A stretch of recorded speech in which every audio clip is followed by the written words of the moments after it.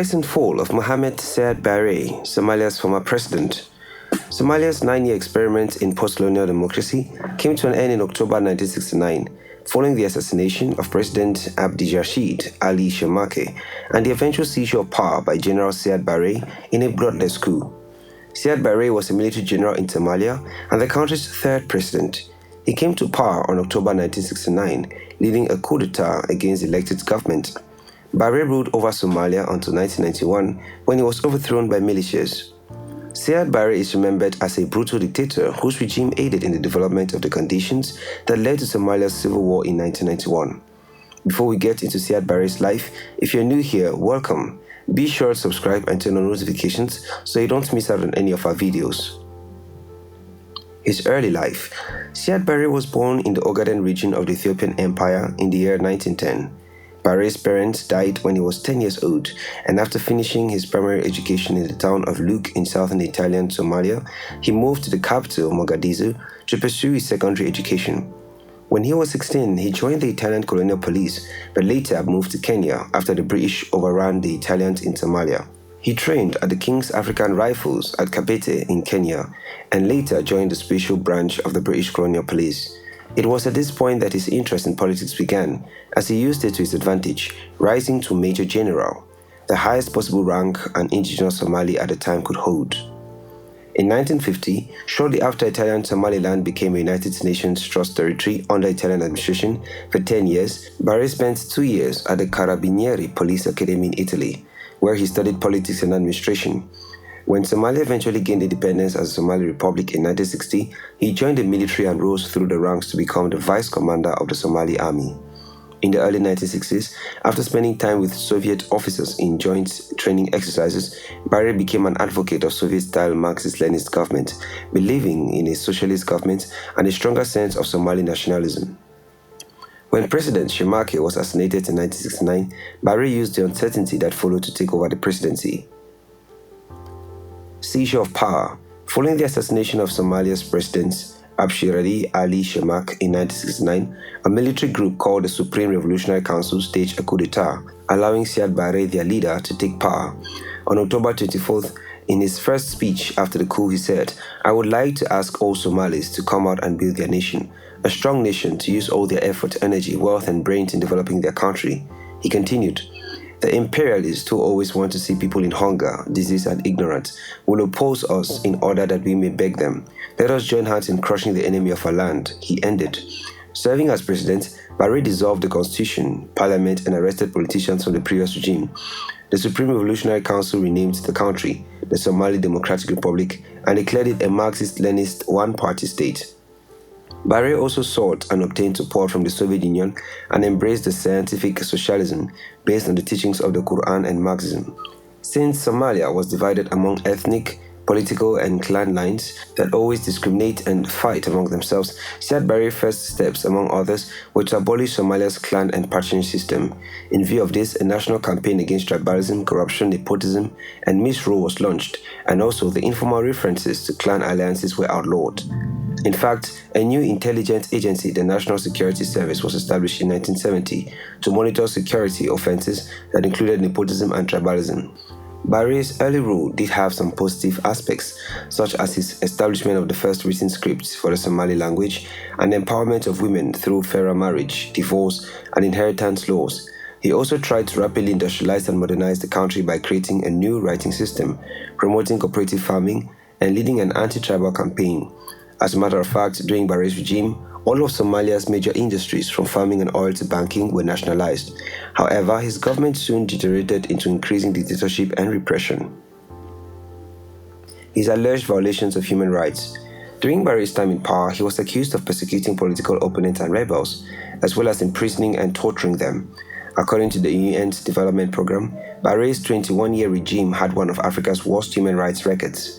Also, Amnesty International revealed that Barre's National Security Service used torture methods such as executions and beatings while tied in a twisted position, electric shocks, rape of female prisoners, simulated executions, and death threats. As a matter of fact, in September 1970, Barre's government introduced the National Security Law No. 54, which granted the National Security Service the power to arrest and detain indefinitely those who express critical views of the government or arrest without a warrant of anyone who was suspected of a crime involving national security. Barre's popularity began to dwindle in the late 1970s, and domestic opposition increased.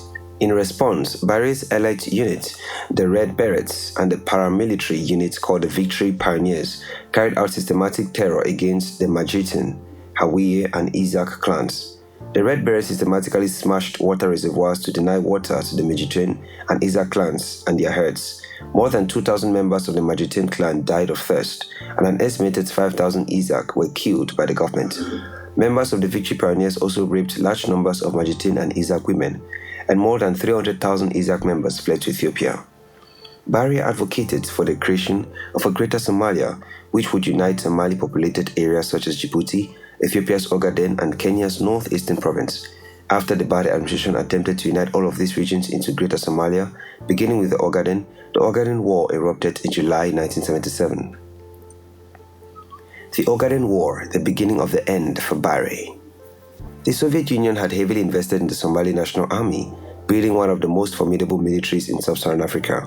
With Ethiopia in chaos and the balance of power decisively in Somali's favor by 1977, Barre launched a ground invasion of Ethiopia to gain control of the Ogaden, or Western Somalia as it was known to Somalis. The invasion failed, dealing the military regime a serious material and political blow. The war led the Soviet Union to shift their support from Somalia to Ethiopia. After the Soviet decisions, the socialist world turned its back on Somalia. With the help of 15,000 Cuban troops, the Ethiopians pushed the Somali soldiers out of Ogaden in 1978. This set in motion an economic and political crisis of legitimacy that ultimately led to the collapse of the Barre dictatorship. After breaking with the Soviet Union, Barre abandoned scientific socialism, allied himself with the West, and sought refuge increasingly in the support of his Darod clan.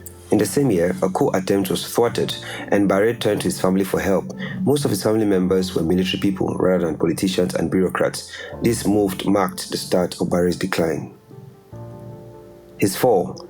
After fallout from the unsuccessful Ogaden campaign, Barre's administration began arresting government and military officials under suspicion of participation in the abortive 1978 Coup D'etat. Most of the people who had allegedly helped plot the coup were summarily executed. Barre picked a fight with the Majeerteen clan, which he had accused of being behind the attempted coup. He not only purged people from the clan from his cabinet and military, but he also killed at least 2,000 people from the clan. However, several officials managed to escape abroad and started to form the various dissident groups dedicated to ousting Barre's regime by force. As if that wasn't bad enough, between 1987 and 1989, Siad Barre slaughtered an estimated 200,000 members of the Isaac tribe, the largest clan group in the northwest part of Somalia. At the time, some Isaacs were fighting for independence, and to eliminate the threat, Barre tried to exterminate all of them. According to experts, Somaliland now has over 200 mass graves, the majority of which are in the Valley of Death. At this time, dissent was rising in all parts of Somalia, and by the end of the 1990s, the rebel group Somali National Movement and other armed militias stormed the capital at Mogadishu, forcing Barre to flee to the Gedo region, Somalia, in January 1991. Unable to regain control of Mogadishu, which was now under the control of the warlord Mohamed Farah Aidid, Barre fled Somalia for Nairobi, Kenya, and then Lagos, Nigeria. He died of a heart attack in Lagos on January 2, 1995, at the age of 85, and was buried in Gedo, Somalia. In the last days of his presidency, Barre was said to have lost the Somali countryside to the clan chiefs, resulting in economic and social chaos. He had also been accused of political imprisonment, torture, political killings, and discrimination. It was also reported that Barre was instrumental in helping Ugandan dictator Idi Amin to thwart off an invasion by Tanzania in 1972. He not only sent a peacekeeping force, but also facilitated the Mogadishu Accord between Tanzania and Uganda. After Barre's death, Somalia was plunged into civil war and is still recovering from the consequence of the war years later. That concludes Siad Barre's journey, and thanks for watching. If you enjoyed the video, please give it a thumbs up and also share with your friends.